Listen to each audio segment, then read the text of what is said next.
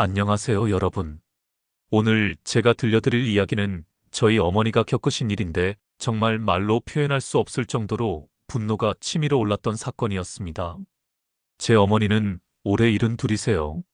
어머니는 정말 파란만장한 인생을 사셨어요.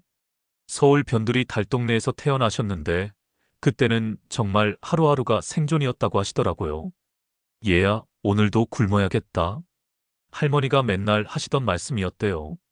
쌀 한 톨도 귀하던 시절이었거든요. 어머니는 중학교 졸업하자마자 바로 섬유 공장에 들어가셨어요.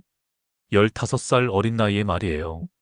새벽 5시에 일어나서 밤 10시까지 미싱 돌리는 소리만 들으며 사셨다고 해요. 손가락이 바늘에 찔려서 피가 나도 멈출 수 없었대요. 그래도 어머니는 절대 포기하지 않으셨어요. 나는 꼭 성공해서 우리 집안을 일으켜 세우겠다는 의지 하나로 버티셨던 거죠. 그 공장에서 제 아버지를 만나셨어요. 아버지도 어려운 환경에서 자란 분이셨는데 서로 의지하며 사랑을 키워가셨다고 하더라고요. 결혼식도 제대로 못 올렸어요. 그냥 동네 작은 식당에서 국수 한 그릇씩 먹는 게 전부였다고 하시더라고요. 결혼 후에 저와 제 여동생을 낳으셨는데 어머니의 희생은 그때부터 본격적으로 시작됐어요. 우리가 굶지 않게 하려고 새벽 배달부터 밤늦은 청소까지 안 해본 일이 없으셨어요. 너희들만큼은 가난하게 살게 할 수 없다면서 당신은 헌 옷만 입으시고 우리한테는 좋은 옷 사주셨어요. 중고등학교 때 학원비가 부족하면 어머니가 밤새 부업을 하셨어요. 포장지 접기, 우산 조립, 정말 온갖 일을 다 하셨죠. 제가 대학 들어갈 때도 등록금이 없어서 어머니가 돈을 빌려오셨는데 나중에 알고 보니 사채였어요. 이자가 어마어마했는데도 묵묵히 갚아나가시면서 절대 저희한테는 티 안 내셨어요. 여동생도 마찬가지였어요. 간호학과에 보내려고 4년 내내 새벽 4시에 일어나서 시장에서 일하셨어요. 추운 겨울에도 더운 여름에도 하루도 빠지지 않고 나가셨던 어머니 뒷모습이 아직도 눈에 선해요. 그렇게 고생하시며 우리를 키워주셨는데 제가 직장 다닌 지 3년 차 되던 해에 아버지가 갑자기 쓰러지셨어요. 심근경색이었는데 병원에 도착했을 때는 이미 늦어버렸어요. 어머니의 울부짖음은 정말 처참했어요. 여보, 나 혼자 어떻게 살라고 이렇게 가냐? 면서 아버지 시신을 부여잡고 오열하시던 모습. 지금 생각해도 눈물이 나요. 장례식 내내 어머니는 한마디도 못하셨어요. 그냥 멍하니 앉아 계시기만 하시더라고요. 평생 동지였던 남편을 갑자기 잃으니까 어떻게 해야 할지 모르시는 것 같았어요. 장례 후에도 한동안 어머니는 우울증에 시달리셨어요. 밥도 제대로 안 드시고 하루 종일 아버지 사진만 보고 계시더라고요. 정말 마음이 아팠어요. 그때부터 제가 정말 걱정이 되기 시작했어요. 어머니가 혼자 사시는 게 너무 불안했거든요. 여동생은 결혼해서 부산으로 내려갔고 어머니는 완전히 혼자가 되신 거죠. 어머니 집에 자주 들렀는데 갈 때마다 더 야위어 가시는 모습이 보였어요. 냉장고에는 김치랑 밑반찬 몇 개가 전부였고 혼자 사시니까 제대로 챙겨 드시지도 않으시더라고요. 어머니, 저희 집으로 오셔서 같이 사시죠. 몇 번을 말씀드렸는데 어머니는 계속 거절하셨어요. 너희들 생활에 방해되고 싶지 않다면서요. 하지만 제가 볼 때는 어머니가 너무 외로워 보이셨어요. 저녁에 전화드리면 텔레비전 소리만 크게 들리고 대화할 상대도 없으셔서 하루 종일 말 한마디 안 하고 사시는 날도 많으셨거든요. 그러던 중에 제가 지금의 아내를 만나게 됐어요. 회사 동료였는데 처음에는 그냥 친한 선후배 사이였거든요. 그런데 자꾸 보다 보니까 마음이 생기더라고요. 사귄 지 2년 만에 결혼을 결심했어요. 어머니께 소개시켜 드렸을 때 어머니가 너무 좋아하시더라고요. 예쁘고 착한 며느리를 얻었구나면서 정말 기뻐하셨어요. 결혼 준비 과정에서 어머니가 정말 많이 도와주셨어요. 혼수 준비하느라 또 밤잠을 설치시고 예단 마련하려고 당신 반지까지 바르셨어요. 제가 말려도 아들 결혼인데 이 정도는 해야지라고 하시더라고요. 결혼식 날에도 어머니가 정말 자랑스러워 하셨어요. 우리 아들이 이렇게 멋진 신랑이 됐구나면서 눈물을 글썽이시더라고요. 그때만 해도 모든 게 완벽해 보였는데 결혼 후에 아내와 상의해서 어머니와는 적당한 거리를 두기로 했어요. 아내가 시어머니랑 너무 가까이 지내면 갈등이 생길 수 있으니까 서로 예의를 지키면서 지내자고 하더라고요. 솔직히 저도 그 말이 맞다고 생각했어요. 주변에서 고부 갈등으로 힘들어하는 친구들을 많이 봤거든요. 그래서 어머니께는 일단 신혼생활 적응하면서 지내보자고 말씀드렸어요. 어머니는 섭섭해 하시면서도 이해해 주셨어요. 너희들이 편하게 지내는 게 최고야. 나는 괜찮으니까 걱정하지 마라고 하시더라고요. 그때도 어머니는 자식 생각만 하고 계셨던 거죠. 그렇게 1년 정도는 새 4달에 한 번 정도만 뵙고 지냈어요. 명절이나 어머니 생신 때만 집에 모시고 평소에는 전화로만 안부를 여쭤봤죠. 그런데 작년 여름에 갑자기 어머니 집 천장에서 물이 새기 시작했어요. 윗집 화장실 배관이 터진 거였는데 수리하는 동안 어머니가 지낼 곳이 없어진 거예요. 어머니, 일단 저희 집으로 오세요. 수리 끝나면 다시 들어가시면 되니까요. 어쩔 수 없이 어머니를 모시게 됐어요. 처음에는 안 해도 어쩔 수 없죠라고 하더라고요. 수리 기간이 2주 정도 걸린다고 했는데 어머니는 정말 조심스럽게 지내셨어요. 밥도 따로 차려서 드시려고 하시고 빨래도 손빨래로 하시려고 하시더라고요. 어머니, 괜찮으니까 편하게 지내세요라고 몇 번을 말씀드려도 아니야. 나는 손님이니까라고 하시면서 계속 눈치를 보셨어요. 처음 며칠은 안 해도 나름대로 신경 써주는 것 같았어요. 그런데 일주일쯤 지나니까 분위기가 달라지기 시작하더라고요. 아내가 어머니 앞에서는 웃으면서 인사하는데 어머니가 안 보이는 곳에서는 표정이 완전히 달라지는 거예요. 저한테 언제까지 계실 거예요? 라고 계속 물어보더라고요. 수리가 좀 지연되고 있대. 조금만 더 기다려 봐라고 했는데 아내 표정이 정말 안 좋아지더라고요. 그래도 직접적으로 뭐라고 하지는 않으니까 저도 별 생각 없이 넘어갔어요. 그런데 어머니가 계신 지 10일쯤 됐을 때 제가 회사에서 일찍 들어왔는데 집안이 너무 조용한 거예요. 어머니는 방에 계시고 아내는 거실에서 휴대폰만 보고 있더라고요. 그날 밤에 화장실 가려다가 우연히 아내가 전화하는 소리를 듣게 됐어요. 누구랑 통화하는지는 모르겠는데 목소리가 완전히 달라져 있더라고요. 아니, 진짜 언제까지 있을 건지 모르겠어. 매일 눈치 보이고 집에서 편할 수가 없어. 아내가 누군가에게 하는 말이었어요. 시어머니가 뭘 그렇게 해준다고? 그냥 얹혀 살기만 하는데. 밥 해달라는 것도 아니고 빨래 해달라는 것도 아니고 그냥 있기만 해도 부담되는 거 알아? 제 가슴이 철렁 내려앉았어요. 아내가 어머니에 대해서 이런 생각을 하고 있었다니. 남편한테 말하고 싶어도 어떻게 말해. 어머니 내보내라고 할 수도 없고. 진짜 스트레스 받아 죽겠어. 더 충격적인 건 그 다음이었어요. 며칠 후에 제가 감기에 걸려서 회사를 쉬게 됐어요. 아내는 출근하고 어머니만 집에 계시더라고요. 제가 방에서 쉬고 있는데 갑자기 현관문 열리는 소리가 들렸어요. 아내가 점심시간에 뭔가 가지러 온 것 같았어요. 그런데 어머니랑 얘기하는 소리가 들리더라고요. 어머니, 술이 언제 끝나요? 아내의 목소리였어요. 글쎄, 배관공이 부품 주문한다고 해서 조금 더 걸릴 것 같다고 하더라. 어머니가 조심스럽게 대답하셨어요. 그때 아내가 한 말을 들었을 때 제 온몸에 소름이 돋았어요. 아니, 도대체 언제까지 계실 거예요? 남편한테는 말 못하겠지만 솔직히 너무 답답해요. 집에 오면 눈치 보이고 뭘 해도 부담스럽고 어머니가 미안하다. 나도 빨리 나가고 싶다고 하시는데 아내는 계속했어요. 그리고 솔직히 말하면 어머니가 계시니까 우리 부부 생활도 부담스러워요. 신혼인데 이런 게 맞나요? 그 순간 제가 얼마나 화가 났는지 몰라요. 어머니가 평생 고생하시면서 저를 키워주셨는데 며느리가 어머니를 짐짝 취급하고 있었던 거예요. 더 기가 막힌 건 어머니의 반응이었어요. 그래, 내가 생각이 짧았다. 너희 신혼생활 방해하려고 한 게 아닌데. 이렇게 사과를 하시는 거예요. 아내는 거기서 멈추지 않았어요. 그리고 어머니, 앞으로는 미리 말씀해 주세요. 갑자기 오시면 저희도 준비할 시간이 필요하거든요. 저도 직장인이라서 집안일 신경 쓸 여유가 많지 않아요. 알겠다. 다음부터는 미리 연락할게. 어머니가 작은 목소리로 대답하셨어요. 아, 그리고 한 가지 더. 어머니가 계시는 동안 청소나 설거지 같은 건 어머니가 해주셨으면 좋겠어요.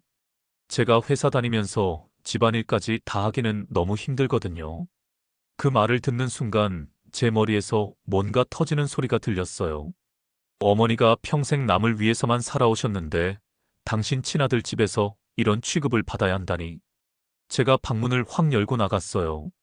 아내는 깜짝 놀라면서 언제 일어났어? 라고 하더라고요. 지금 뭐라고 했어? 제가 목소리를 떨면서 물어봤어요. 뭐가? 뭘 말하는 거야? 아내가 당황하면서 대답했어요. 어머니한테 한 말 다 들었어. 어떻게 그런 말을 할 수 있어? 어머니는 아니야, 며느리 말이 맞다면서 오히려 아내를 감싸려고 하시더라고요. 그런 어머니 모습을 보니까 더 화가 났어요. 당신이 지금 우리 어머니를 뭘로 보는 거야? 제가 아내한테 소리쳤어요. 무슨 소리야? 나는 그냥 솔직하게 얘기한 것뿐이야. 신혼부부가 시어머니랑 같이 사는 게 쉬운 일이야? 아내도 목소리를 높였어요. 솔직하게? 그게 솔직한 거야? 그럼 나도 솔직하게 말할게. 당신 그동안 어머니 앞에서는 착한 며느리 연기하면서 뒤에서는 이런 식으로 생각하고 있었던 거야? 어머니가 그만해라, 며느리 잘못이 아니야 라고 하시는데 저는 멈출 수가 없었어요. 어머니, 당신은 평생 남을 위해서만 사셨잖아요. 아버지 위해서, 저희 위해서 온 생애를 바치셨는데 왜 당신 친아들 집에서 눈치를 보시면서 사셔야 해요? 그날 밤에 아내와 진짜 큰 싸움을 했어요. 제가 그동안 참고 있었던 것들을 다 쏟아냈거든요. 당신 결혼할 때 뭐라고 했어? 어머니 잘 모시겠다고 했잖아. 그게 다 거짓말이었어? 나는 잘 모시려고 했어. 하지만 같이 살면서 이런 식으로 지낼 줄은 몰랐거든. 아내가 소리쳤어요. 이런 식이 뭐야? 어머니가 뭘 잘못했는데? 아무것도 안 했어. 그게 문제라고. 하루 종일 집에만 계시면서 아무것도 안 하세요. 정말 기가 막혔어요. 어머니가 눈치 보면서 조용히 계시는 걸 문제라고 하다니. 그럼 어머니가 뭘 해야 되는데? 최소한 집안일이라도 도와주시든지 아니면 낮에는 밖에 나가시든지. 저는 도저히 참을 수가 없었어요. 마침 다음 주말에 장모님이 우리 집에 오시기로 되어 있었어요. 장모님의 생신이었거든요. 장모님이 오신 날, 저는 그간 있었던 모든 일을 장모님한테 말했어요. 장모님 얼굴이 점점 굳어지더라고요. 그리고 장모님이 아무 말도 못 하시더라고요. 그때 마침 아내가 들어왔는데 분위기가 심상치 않다는 걸 알아챈 것 같았어요. 무슨 일이야? 아내가 물어봤어요. 미쳤어? 왜 엄마한테 그런 소리를 해? 아내가 저한테 소리쳤어요. 장모님은 아내한테 너 정말 그런 말을 했니? 라고 물어보시더라고요. 아내는 대답을 못하고 있었어요. 거짓말할 수도 없고 인정하기도 그런 상황이었거든요. 장모님이 완전히 화가 나셨어요. 너 어떻게 그런 말을 할 수 있니? 시어머니한테. 그날 밤에 아내와 길고 긴 마지막 대화를 했어요. 이혼하자. 제가 먼저 말을 꺼냈어요. 갑자기 무슨 소리야? 어머니 일 때문에? 어머니 일이 아니야. 당신의 본 모습을 봤거든. 나는 어머니를 그런 식으로 대하는 사람과는 살 수 없어. 나도 스트레스 받았다고. 갑자기 같이 살게 되니까 힘들었어. 힘들면 나한테 말했어야지. 왜 어머니한테 직접 그런 말을 했어? 어머니가 뭘 잘못했는데? 아내는 끝까지 자기 잘못을 인정하지 않았어요. 오히려 어머니 편만 든다면서 저를 비난하더라고요. 그 과정에서 가장 마음 아팠던 건 어머니였어요. 어머니는 계속 내 때문에 너희가 이혼하는 거냐면서 자책하고 계셨거든요. 어머니 잘못이 아니에요. 저 사람이 어머니를 어떻게 대했는지 보셨잖아요. 그래도 며느리 입장에서는 갑자기 같이 살게 되니까 힘들 수도 있지. 어머니는 끝까지 며느리를 이해하려고 하시더라고요. 그런 어머니를 보니까 더 화가 났어요. 어머니, 평생 남 눈치 보면서 사시지 마세요. 이혼 과정은 생각보다 빨리 끝났어요. 아내도 더 이상 버티기 힘들었나 봐요. 협의 이혼으로 정리했는데 재산 분할도 간단하게 했어요. 아내가 마지막에 한 말이 아직도 기억나요. 후회할 거야. 나 같은 사람 다시 만나기 힘들 텐데. 당신 같은 사람은 다시 만나고 싶지도 않아. 제가 대답했어요. 정말 후련했어요. 그동안 참고 있었던 게 한순간에 풀리는 기분이었거든요. 이혼 후에 어머니와 진솔한 대화를 많이 했어요. 그동안 어머니가 얼마나 많은 걸 참고 계셨는지 알게 됐거든요. 사실 며느리가 나를 좋아하지 않는다는 걸 알고 있었어. 그래도 너를 위해서 참으려고 했는데. 어머니, 왜 그런 걸 혼자 참으셨어요? 너희 부부가 잘 살기를 바랐거든. 내가 문제 되고 싶지 않았어. 그 순간 제가 얼마나 이기적이었는지 깨달았어요. 어머니의 희생을 당연하게 생각하고 있었던 거죠. 어머니, 정말 죄송해요. 제가 어머니를 제대로 보호하지 못했어요. 아니야, 너는 잘못한 게 없어. 다만, 앞으로는 나도 당당하게 살아보려고 해. 이혼 서류 제출하기 전날, 아내가 갑자기 찾아왔어요. 눈이 빨갛게 충혈되어 있더라고요. 오빠, 다시 생각해봐요. 우리 다시 잘 살 수 있어요. 이미 늦었어. 나는 결심했어. 어머님한테 사과할게요. 제가 잘못했어요. 하지만 저는 마음을 바꿀 생각이 없었어요. 이미 그 사람의 진짜 모습을 봤는데 어떻게 다시 믿을 수 있겠어요? 당신이 어머니한테 한 말들, 그 태도들. 그게 당신의 진짜 모습이잖아. 지금 와서 사과한다고 달라질 게 뭐가 있어? 아내는 울면서 애원했지만 제 마음은 이미 돌이킬 수 없는 강을 건너버린 상태였어요. 그 다음 날에는 장모님이 장인어른까지 데리고 오셨어요. 저를 설득하려고 온 거였죠. 김서방, 우리 딸이 잘못했다. 하지만 이혼까지 하는 건 너무하지 않니? 장인어른, 죄송하지만 제 마음은 이미 정해졌어요. 그래도 한 번 더 기회를 줘보자. 우리 딸도 반성하고 있어. 하지만 제가 볼 때 아내는 진짜 반성하는 게 아니라 그냥 이혼이 싫어서 그러는 것 같았어요. 어머니한테 한 말들에 대해서는 여전히 이해해달라는 식이었거든요. 장인어른도 할 말이 없으셨나 봐요. 그냥 한숨만 내쉬시더라고요. 이혼 소식이 주변에 퍼지면서 여러 반응들이 있었어요. 어떤 사람들은 요즘 젊은 사람들은 참을성이 없다고 하더라고요. 하지만 정확한 사연을 알고 있는 사람들은 제 편이었어요. 특히 어머니를 잘 아는 지인분들은 네 엄마가 평생 얼마나 고생했는데 며느리가 어떻게 그럴 수 있냐며 분노하셨어요. 너 잘했다. 그런 며느리와는 헤어지는 게 맞아. 라며 이웃 아주머니들이 저를 위로해 주셨어요. 어머니는 사람들이 뭐라고 할까봐 걱정하셨는데 막상 주변은 거의 다 저희 편이었어요. 이혼이 정식으로 성립된 날 집에 돌아와서 혼자 앉아 있는데 정말 복잡한 감정이 들었어요. 후련함과 동시에 허무함도 있었거든요. 정말 이게 맞는 선택이었을까? 잠깐 의문이 들기도 했어요. 하지만 어머니가 고생했다며 제 어깨를 토닥여 주실 때 제가 옳은 선택을 했다는 확신이 들었어요. 엄마, 이제 우리 둘이서 잘 살아봐요. 그래, 아들아. 우리 힘내자. 이혼 후 몇 달 동안은 어머니와 저 둘이서 지냈어요. 처음에는 서로 어색했지만 점점 편해지더라고요. 어머니가 요리도 해주시고 저는 청소나 빨래를 도와드렸어요. 예전에 아내가 있을 때보다 훨씬 화목했어요. 아들아, 나는 너 때문에 미안하다. 왜 미안하세요? 어머니가 뭘 잘못하셨다고. 너 이혼한 게 내 때문 아니냐? 아니에요. 저 사람의 인성 때문이에요. 어머니는 전혀 잘못이 없어요. 부산에 사는 여동생한테 이혼 소식을 알렸을 때 여동생이 완전히 분노했어요. 오빠, 진짜 그런 일이 있었어? 엄마한테 어떻게 그런 말을 할 수 있지? 그래서 이혼했어. 오빠 잘했어. 나라도 못 참았을 거야. 어떻게 그렇게 해? 여동생이 바로 서울로 올라와서 어머니를 위로해드렸어요. 오랜만에 가족들이 모여서 정말 오붓한 시간을 보냈죠. 엄마, 이제 우리가 잘 모실게요. 더 이상 남 눈치 보지 마세요. 어머니가 그때 정말 많이 우셨어요. 저도 마음이 아팠어요.